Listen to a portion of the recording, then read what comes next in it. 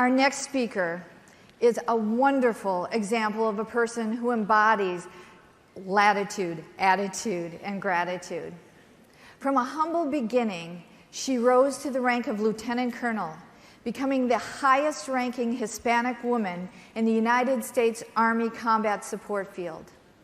She had a bright future in the U.S. military. Instead, she chose to follow her spirit when it took her in another direction.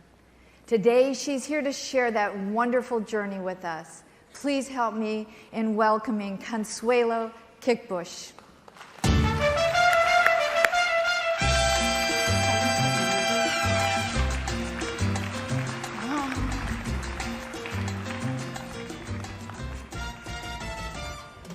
Just hearing the music, I couldn't help but get cultural real quick.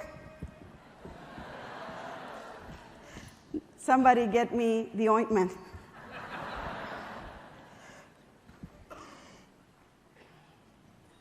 First, I was raised by parents, may they rest in peace, to be respectful, and to this amazing young man that just brought joy to our hearts out of the respect for his father, our deepest condolences.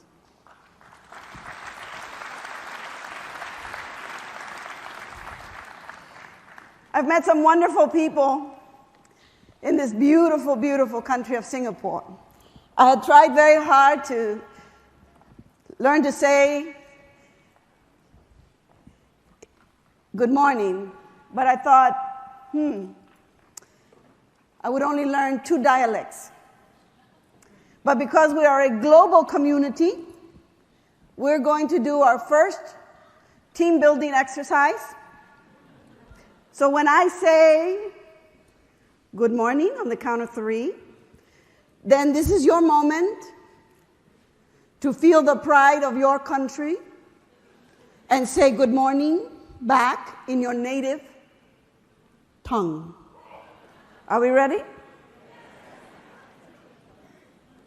Be proud. Even if you are one person from Oregon. On the count of 3. 1, 2, 3. Good morning.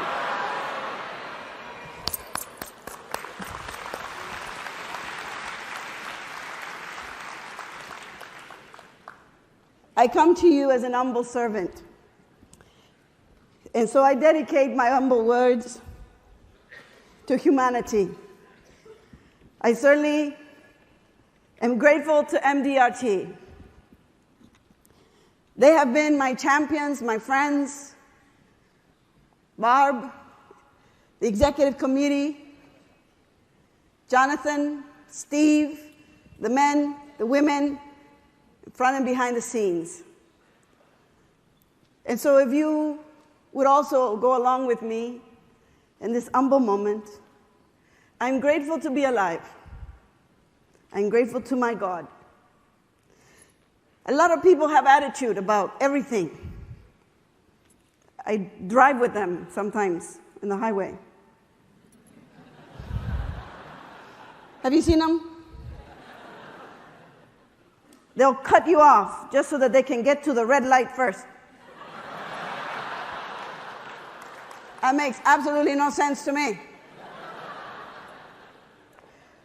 But life brings you these things, frustrations, but first they bring me joy.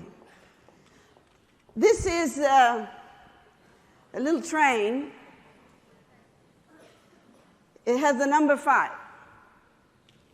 It represents my grandson, Antonio, all the way in Texas, Sister Paloma.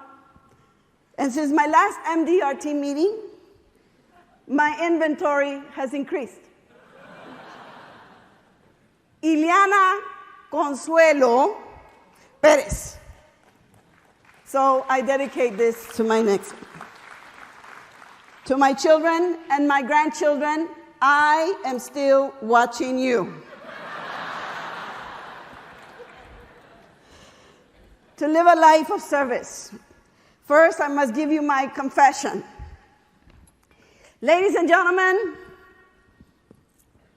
the truth. I am not a speaker.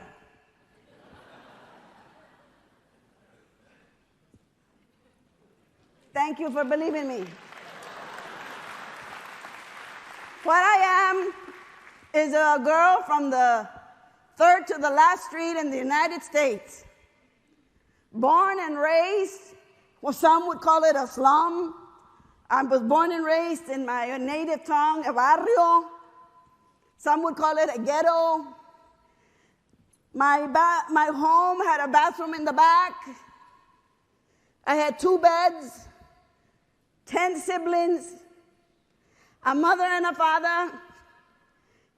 And I am proud to say to you that I did not live in a shack nor a house. I have a family, and I lived in a home. And so what are we chasing? We are chasing things. Like if they're going to make us feel better. Just recently, when I tried to buy our last home, a woman said to me, "Oh, you qualify for $1 million home, 5 to 10 bedrooms." I said, "Are you kidding? I don't want to spend my life cleaning."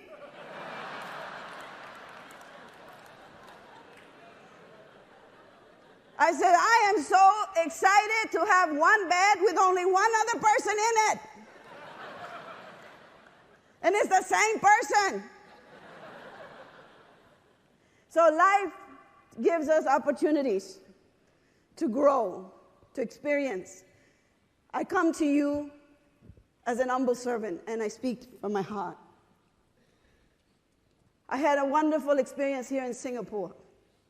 I was able to reach out to young people who work for an amazing, amazing young man, Colin, Vincent, Stuart, all of you. I can't thank you enough for listening to me that day. We were in a nice restaurant, and thank you for paying the bill. But I gave to you my heart, my soul. It was to meet these young men like Kelly, to meet Elvis, Wang, to listen to Naomi speak, and to all the men and women who have shared this platform with me to pour their hearts out to you. So if I'm not a speaker, what am I? I used to just not think about saying who I was. I would just say it the way I thought it came to my mind. So I was at a very big professional meeting, and someone said, "Well, if you're not a speaker, what are you?" I said, "I am a street walker." And then I realized that globally, that can take on a whole different meaning. So I walk the streets. I truly do. I walk among the poorest, though I'm here to share with you as some of the most gifted, kindest, most compassionate people who have nothing in terms of money are richer than most people who are after money all their lives. And so what does it mean to be rich? When I shared with the young men and women of Singapore the other night, I said, don't try to focus on selling. Focus on serving. Because when you serve, and you do it morally, ethically, with joy and conviction, then all the other things will rain on you. Success, money, closing the deals. But to serve is something deeper, more meaningful than just a sale. And I think back to the greatest teachers in my life who have brought me this far. 38 plus years as a leader, and who were those great teachers? I hope and I pray that these humble words will help you to go back into your own life. My greatest prayer for you today is that you just don't listen to the words, but that you feel them.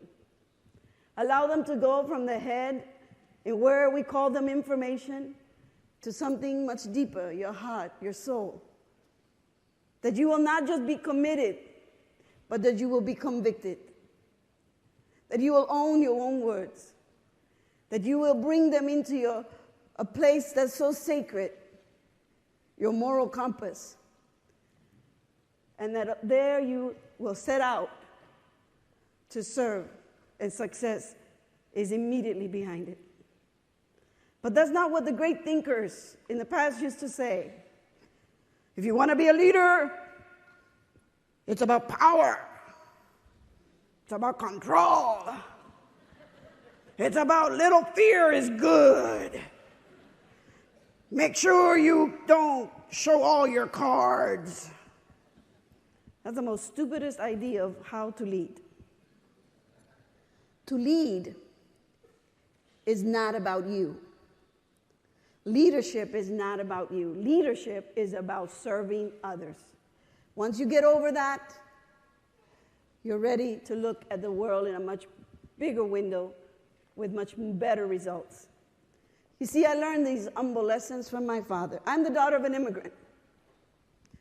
My father came from Monterrey, Nuevo León, Mexico. He came with nothing but a vision, a tremendous faith that through hard work, through love, through kindness, he could live a life that he would then demonstrate to his children how to live a life with honor and dignity. My mother, no one really knows about her origin. Some say she was Native American from a tribe given away during the starvation days. She was quite complex. But I realized that my mother graduated from the Global Institute of Mothers. Let me prove my point. How many of you are survivors of your mother's look?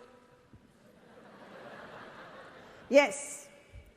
One of the speakers spoke about tonality, words, but he said, what was the most important message? Body language. Let me prove to you that your mother and my mother were in the same living room. My mother did not deal with gray areas. It was right or it was wrong. She didn't do this team building all the time. But in public, she always carried herself with class. I got in trouble a lot, which is why the military was the perfect escape. And so in public, my mother would see me acting the way I would act, so crazy and out of control, and my mother would try to pretend in public that she was very graceful, and she would do things like this.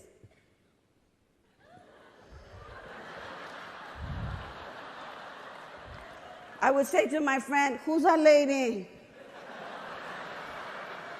He goes, "That's your mother. She's trying to talk to you." I said, "No, that's a nice person." And then, when she had had enough, I had pushed all the buttons. She would go into her body language art.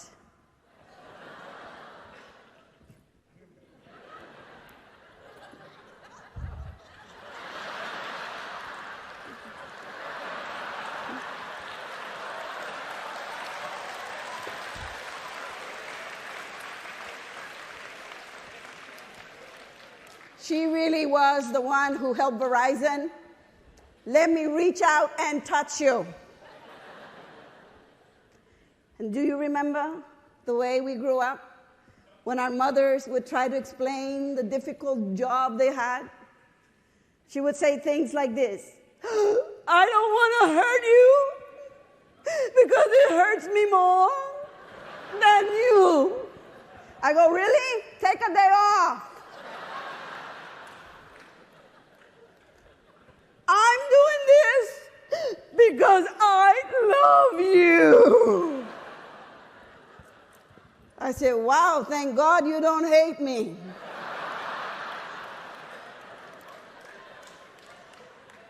And so I grew up with two individuals, very different, but very convicted in who they were. And they shape who we are. Ladies and gentlemen, I do some very high-level, senior-level executive coaching. okay? I get paid a lot of money, and I take it. Because I earn it. But I love to see, in America especially, they come in, with their MBAs, their Gucci Poochie, whatever, Mont Blanc, whatever, and they want to tell me exactly who they are, where they're going up the corporate ladder. And I say, listen, young man, young lady, I see you got $2,000 on you, but you feel like $1.99. If you want to be successful, shine the inside so that the outside can sparkle. Shine the inside. Be a person of character. Be a person who keeps his or her word. Do not use cocktail words to sound like you mean it. If you say it, make it happen. That is your business card. And so I begin to look at these young people who want to reach to the top. I said, you know something? Look inside yourself. Don't expect the world to come and continuously give you all the answers. For often what we want in life really is inside ourselves. When I ask young people, what are 5 things you want more in life? And because they're young and they've been watching too much TV, they always say these things. Money. I want money. I want a great, sexy, mysterious-looking car that does the speed of light between stop signs. I want a gorgeous apartment overlooking the ocean. I want to dress the finest. And the 5th, I want to have a lot of fun. I said, really? Wow, you're going to be broke before you even go out. I said, yes, you're going to have that fancy looking car, but you won't have money to put gas in it. You're going to have that beautiful condominium with absolutely no furniture. And if you really want to have fun, get real. Do something for someone else so that by being meaningful and purposeful, you can live a legacy rather than worry about leaving one later when we think it's time for us to give back. So often we wait 20, 40 years to be charitable because we think that we won't have all the money, all the time, all the power. But to be kind doesn't take any of those things. So the first and greatest lesson a leader can take today through this humble servant is that recognize that everyone has value. Everyone has value. There is genius in this room. There are people who, for whatever circumstances, have been held back. But today's your day to look inside, bring all of your experiences forward, listen to the knowledge and the wisdom, feel the hope coming back into your heart and your veins and your heart. Feel them all the way to your toes. Be inspired enough to say, today will be the best day of my life, and I will continue for the rest of my life. You see, we're alive, ladies and gentlemen. Millions of people around the world will never get to talk about today. They're no longer with us. Then why are we so upset sometimes when life is a gift? The way my attitude is, I wake up in the morning, I check to see, most parts are working, some are a little slower. And I say, thank you, God, I am alive. The rest, I'll negotiate. I will use wisdom, I will use advice, I will depend on friends, I will look for mentors, I will grow more as an individual, but the gift of life, you can never buy. And with that gift of life, it will have even greater meaning when you help others. People ask me all the time, oh, I went to India. I went to a retreat in the Alps. I listen to people who help you become a whole person. To be whole is to make room for others. To be whole is to realize that you can't let those few moments in your life that are so painful take away the joy of living. There are two kinds of people on the earth: those who exist and those who live. The ones who exist will continue to find everything wrong in everything they do and continuously be unhappy because the world doesn't love them and just does everything they want them to do. And those who live say, you know, I don't have control over everything, but there's some things I can plan for. I can set my vision forward. I can be faithful about it. I'm going to give it all I got, and I'm going to love those who come in my path, even those who cut me off on Highway 5 in Los Angeles. Because when I get to the same spot next to them at that big, big red light, and I know others will think of doing something with their hand and their finger, I turn around and I say, have a great day. After you. To the next stoplight.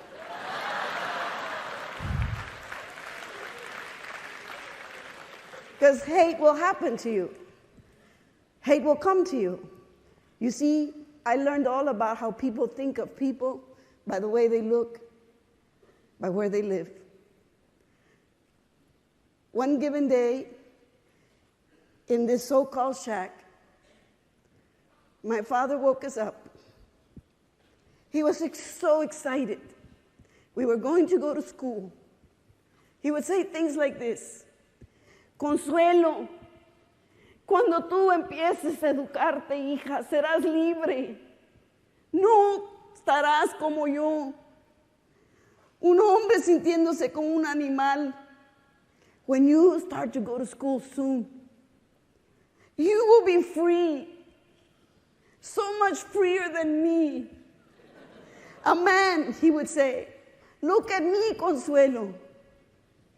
I feel like I'm in a cage, like an animal, because I cannot read. I cannot do what I pray you will do today. I want you to go to school. And I want you to be the best student there is. My father didn't understand that racism, classism was waiting for me. And so I went to school. And I was totally devoted. I loved my teachers. They smelled so good. My mother smelled like cilantro and ajo. I love to crawl into my teachers' blouses just to see. Now they call it sexual harassment. I wanted my teachers to love me, this little girl from the devil's den, el rincón del diablo. And the moment came. That's why people have said to you these last 2 days, who are you? Do you know? I had no idea that my identity was about to be altered. My teacher spoke with authority.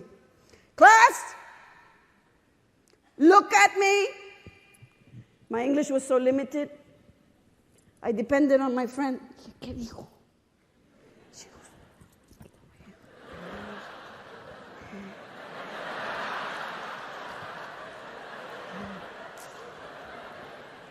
She said, listen.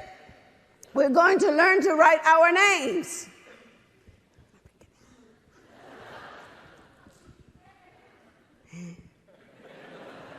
So now listen, I will call your name, you will go to the board, you will do as I say. I waited. My father says, this is my moment. And sure enough, it happened. Consuelo, Castillo. I must have jumped so high. I said, maestra, presente para servirle. Teacher, I am right here to serve you. Is that how you go at life? That's the way you should go at life, with a positive attitude. That's the way you should go at life, with enthusiasm, love. Unfortunately for my teacher, she said, listen, just go to the board. So I looked to my friend. Okay. So I got ready. She said, now look at me. Young lady, look at me. Your name is no longer Consuelo. Your name will be Connie from now on. I knew enough. I put the chalk down. I said, yo no soy Connie de nadie. I am the youngest student in my school district to get suspended. But I had to go see the principal.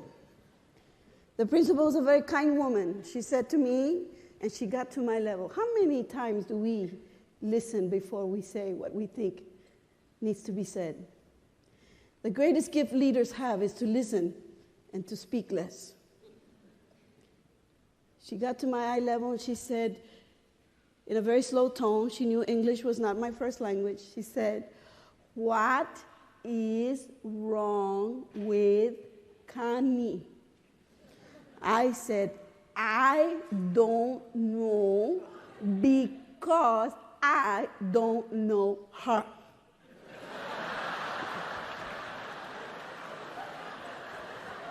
Wow. So sometimes good leaders can miscommunicate. It's important for us to ask feedback, to clarify, so that we can remain whole, ethical, with integrity. I love my principal because she said, Consuelo, what's going on? ¿Qué está pasando? You're too young to act this way. And so I grabbed my little dress. I cast my eyes down. I said, mire, miss, you see, in my house, I have secrets. Huh? My mother's sick. I don't know why. I don't think she loves me. You know, miss? And I don't know what to do. Now, today, you want to change my name. And my mother's name is Consuelo. If I go home, Connie, I won't live to see second grade. She said, oh my gosh. She said, this is important to you. And I said to her, absolutely. Ladies and gentlemen, you cannot understand where you're going until you've understood where you have been. And you cannot believe that through changing the way you dress or speak or your name or sound a little more English, that somehow that's going to get you to the top of the game. To be authentic, to be transparent, and to serve means to be whole. That's what we should strive to do. To be transparent, to be authentic, to be whole. I come from an abused background. I know humiliation. I know discrimination. But I don't allow them to be the reasons by which the gifts that I've been given will stay in the dark. Each of you has a gift. Each and every single one of you has a story. Each and every single one of you comes from somewhere. I would dare say that many of you have already come a long way. Use those experiences. Be dignified, considerate. When you look at markets, are you looking to the ones that are only in the books of success? I share this story of an amazing agent. I went to one of the top insurance companies in America. These were very successful people in the insurance business. A young man, barely 31, had outpaced everyone else. I was intrigued by him because he didn't even want to accept the award. He didn't feel that it was necessary. He was simply doing what he believed he needed to do, which was the moral thing to do. I went over and I sat next to him and I said, "Congratulations." I said, "How did you do it?" He said, "Well, first of all, I went to where no one else in my industry would dare go. I went to the migrant fields of Salinas, California. Among people like you grew up with, Consuelo, laborers. In fact, the people that I learned today feed 75% of what I consume." He said, "I went into that migrant camp and I saw men that were 40 or 50 but looked 90. I imagine your father, the way you used to describe him in your keynote." He said, "I went to one of them and I said, 'Sir, I want to help you so that there will be a day in your future and in your children's future that this is not the only choice you have.' When I went back to my office, all the other agents laughed so hard, called me a dreamer. They said, 'You'll never get anything from these people. They live paycheck to paycheck.' You see, they didn't get to know them, that they believed in saving, that they believed they were just as disciplined as everyone else, that much of their money was under mattresses and in holes in the back of the yard, and that one who gained the trust of this agent had 900 others to tell the story of someone dignifying and respecting." He says, "So I took that one, and for 17 years I was devoted. And over those years, they kept coming. Other agents complained that they were dirty, that they would come in there and muddy up from coming off the fields." He said, "And I didn't care. I told him if I had to, I would mop those floors." He said, "And then the rest is history." So when you look at markets, when you look at where you think you want to put your footprint, Singapore, Malaysia, India, Thailand, Vietnam, where are you looking? Because there certainly is a lot of need for what we do to help others. Do you limit yourself? I had one agent say to me with such sarcasm one day, 10 years ago, "You know," he says, "I'd love to talk to you. It sounds like you're doing great things, but my company, in their code of selling, I really don't need to talk to you until you break 6 figures. But when you get there, give me a call. Here's my card." And I thought, wow, do I really want to do business with someone like that? Do I really want to go to lunch with someone like that? Do I really want to listen to anything they're going to say to me about what is in my best interest? When already they've said a lot by saying so little. Well, ladies and gentlemen, I go back to those lessons, those core values that I believe today are universal to all of us from every corner of the world. Integrity, hard work. I'm the daughter of a maid who cleaned toilets. She didn't clean toilets. She made them sparkle. I was 15 years old. I wanted my mother to come home. My father, now totally disabled from 3 strokes, him dealing with his own pain of not being a provider, not being there, hearing so many people tell him, "Why do you people have so many children? You can't afford them." Listening to the racist remarks. And yet he cooked, he had a rose garden, and he always had a kind word for everyone. And so I went to help my mother to clean this toilet. Her instructions were clear.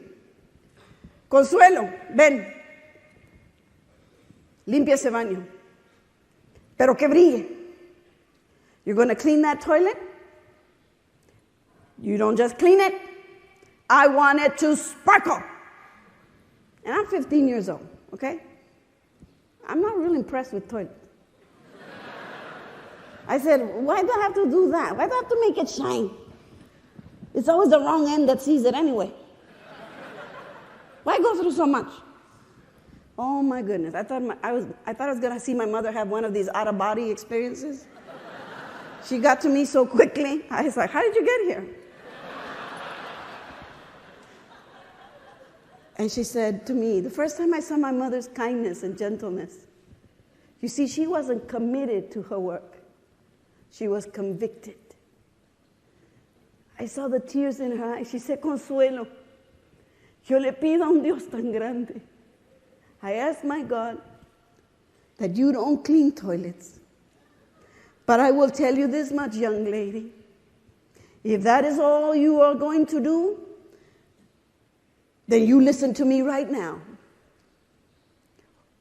No matter what you're asked to do it so well that even when you're not there, your work will speak for you. That is the standard that I have. She said, you don't understand one thing. You may see me a maid, but I'm not just any maid. I'm a world-class maid. She said, every morning they line us up in this beautiful 5-star hotel. And I want you to know, Consuelo, that every day that I've cleaned these toilets, I'm asked to take a step forward, and they read my name, and every room that someone made a comment, that it was beautiful. She said, young lady, there will never be a shortcut to success.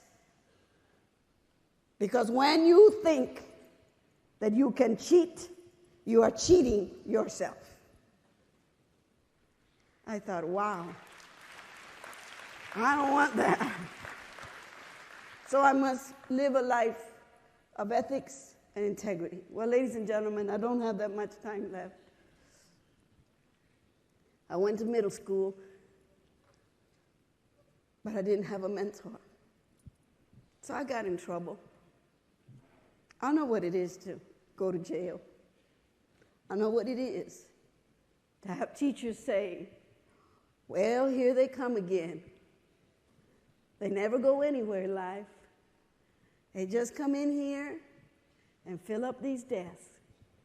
Half the time they just stare at us, not sure what's going on in those heads of theirs. Oh goodness, I wish they would never come back. I wanted to study math, science. I learned later that I was gifted. But a zip code was my destiny. Because I lived in the devil's den, a kid like me could never go to those classes. I was put to learn how to run a cashier machine. And as one of my teachers said, now you should be happy, young lady. You get to work inside, not outside like your parents. So you learn this machine, all right? Maybe you'll get paid a little more. And as I looked to the kids doing algebra, I asked, why not me? Why not me, miss? And I learned that life will tell you no many times. But when you are wanting to go somewhere in life, I give you this humble advice. Stop asking for permission. Make it happen. Make it happen. I eventually earned a master's in cybernetics. That's not chironics, that's freezing dead people. Artificial intelligence, robotics. And I served my country by looking out into the future using simulation and artificial intelligence. The little girl is supposed to learn and be grateful for working inside. I want to thank the one man that made all the difference in my life. Mr. Cooper. He was this white dude from Boston, Massachusetts. Had the kind of glasses that can see you 100 ways. Have you seen that? They're so cool. He came into the slums. He came like a friend with conviction. He would have books with him. I would argue with Mr. Cooper about how life was, at least according to me. And one day, as I would argue my case and I would use my own analytical reasoning, and he looked and he said, Miss Castillo, you are brilliant. I said, Mr. Cooper, you've been doing that stuff. And then he spoke. He said, no, ma'am. I don't need to toxify my body to see potential. He said, I believe in you, but the battle you will face the rest of your life, Miss Castillo, is whether you believe in yourself. You can make it. Well, he took me, tested me. He had to tell me the truth. He said, are you sure you went to high school? I said, yeah, Mr. Cooper, here's my diploma. He said, well, I don't know how to say this, but according to my results, you're retarded.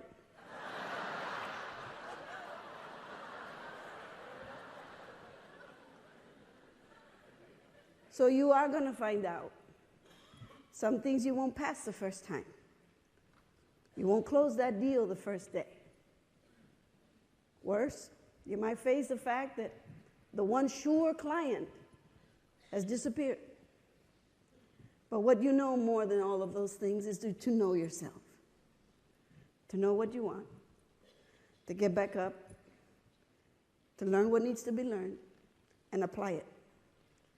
I learned English. I would find Mr. Cooper and I would tell him, Mr. Cooper, oblivious. He said, very good, Miss Castillo. Your cognitive skills are improving. I said, man, I got to look up cognitive. And a year later, while my friends were dying of heroin overdose, fathers were becoming more and more alcoholic, hurting the women that they once adored and loved, seeing the gangs take a young boy and teach him the language of violence. I studied because I had one goal in mind, to be free at last. And when I got tested, my counselor was so excited, his little glasses actually went flipping. And he says, Miss Castillo, you're not retarded. You're gifted. I said, yeah. He said, you're going to college, to a private school. Can you imagine? I didn't even have a suitcase. I want to thank my local supermarket for making those bags with handles. And if you use black marker, you call it your designer bag. I went to college and my roommate says, hi, welcome to Hardin-Simmons University. I said, Ave Maria. And my dorm mother says, would you like to look at your room, young lady? I said, excuse me, miss, how many people are going to sleep in this bed? She said, I don't understand the question. This is your room. This is your bed. I said, really? For real? She said, yes, ma'am. I sat on that bed. I turned around. Yeah. She said, why are you doing that? I said, because for 19 years of my life, I slept sideways with 3 other brothers and sisters. She said, oh, where are you from? I said, let's not go there. Well, a young sergeant met me going down the hallway. I didn't know what he was about. He was wearing a uniform. And he was yelling and screaming like he was super enthused. He said, you want to join my army? I said, yeah. You sound just like my mother. Where do I sign? He said, all right. We start tomorrow. All right. I said, why are we yelling? 4 years later, that same sergeant came into my dorm room. He said, Cadet Castillo, may I enter your room, ma'am? I said, yes, Sergeant. He said, tomorrow you will make history in the state of Texas. You will be the first woman commissioned in ROTC. He said, young lady, you will march 20 miles tomorrow. You will have a backpack with 35 pounds on you. He said, I want you to know I'm with you. He said, and ma'am, I want you to take this coin and I want to salute you in private, for you have made the challenge. I said, thank you. He said, tell me something. Why do you want to serve your country? You want to serve your country because you don't want your country to lose all that it has been blessed to have. You don't want to lose your families from living a life of promise, a life of freedom, a life of equity. I serve my country because of my father. He too wanted to learn English. He wanted to have a flag this big. It was never to be. But I learned from him the love for one's country. He said these words, this could not be my country, but it is yours. If you cannot give to it, don't you take from it. And the only flag I'll ever have is because my children have honored my core values to live a life of dignity, compassion, of respect, and pride. Then I'll accept that flag. So, ladies and gentlemen, of my 10 brothers and sisters, 8 of us have worn that uniform. So today, I could have continued to make history, to get the star. But I thank my mother, who said to me, I'm dying. And I'm okay. I've served my God well. I knew the secret would go with it. Her depression, her beatings, her pain. But one thing I learned that day is forgiveness. To forgive them is not to do them a favor. To forgive those who have hurt you is to give yourself the greatest gift. That is what forgiveness is. And she said, I want you to go home and walk the streets and help the children to believe that they can make a life based on integrity, ethics, pride, character. And so at the peak of my career, I laid my uniform down. And today, 1 million children around the world. And so I end by closing. I have not been the perfect mother or the perfect friend, nor am I an eloquent speaker. I will always be Cello from the Devil's Den. I thank the man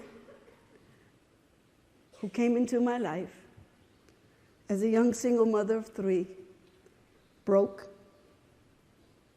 spiritually, financially, and saw into my soul. And so I thank him today. Now we celebrate, in the next 24 hours, 20 years of marriage. My colleague, David Allen, I love you. I love you. You're my buddy. You're my friend. Thank you. Thank you for for helping me raise 5 daughters. Thank you for loving me as crazy and dual brain as I am. And thank you for allowing me to be a civil rights activist around the world and a human rights activist. For you have stepped in to be a mother and a father to our children, to allow me to have the love in the heart for all children. MDRT, I pray you never go away. I pray that you continue to do this around the world. And that who come here understand what you stand for.